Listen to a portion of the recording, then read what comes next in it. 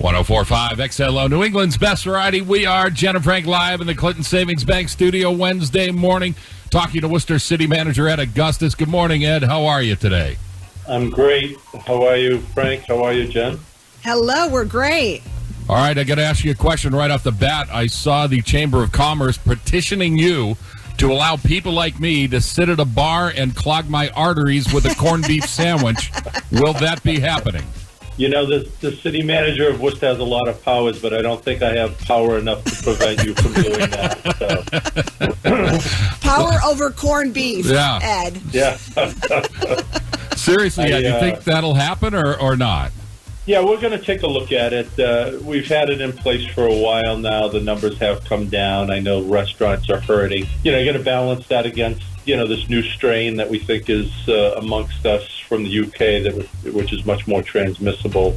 So I think if, we were able to have some plexiglass petitions between folks at the counters and stuff to really prevent, when people have their masks up and they're eating and they're drinking, that can be a prime time for spread. And a lot of times at these counters, there's not much room between you and the person next to you. So Frank knows. We'll take a look at it and see what we can do.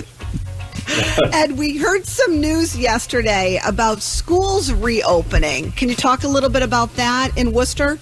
Yeah, I know the school committee and the superintendent had slated the students to start coming back in March. There's a category of students who special needs, kids, vocational students who need, a certain amount of hours of kind of hands-on time to complete their programs and then try to bring the rest of the students back at the end of the month. I know the state wants to move that up and have everybody back by April, and we all want that. We just need to get the teachers and the staff vaccinated. So I'm hopeful we can get the word from the state that we can prioritize teachers and school staff.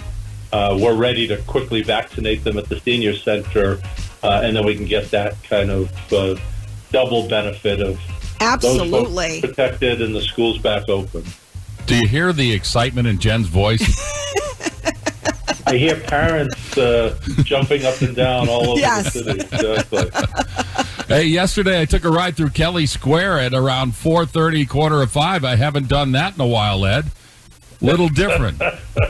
It is so much better. I know a lot of people were anxious, would it work? Would it, just become a traffic nightmare? And I think what it did is it organized the traffic in a way that still gave you all the options that you want. There's a lot of, ways to kind of get in and out of Kelly Square, but you can do it in a way that when it's your turn to go, as opposed to just proceeding ahead and not making eye contact, which was the strategy. Well, I don't like it. I like the other way, the thrill of victory and the agony of defeat. Either you got through or you didn't. Ed, I would avoid that area of Kelly Square just because I was so nervous before driving through.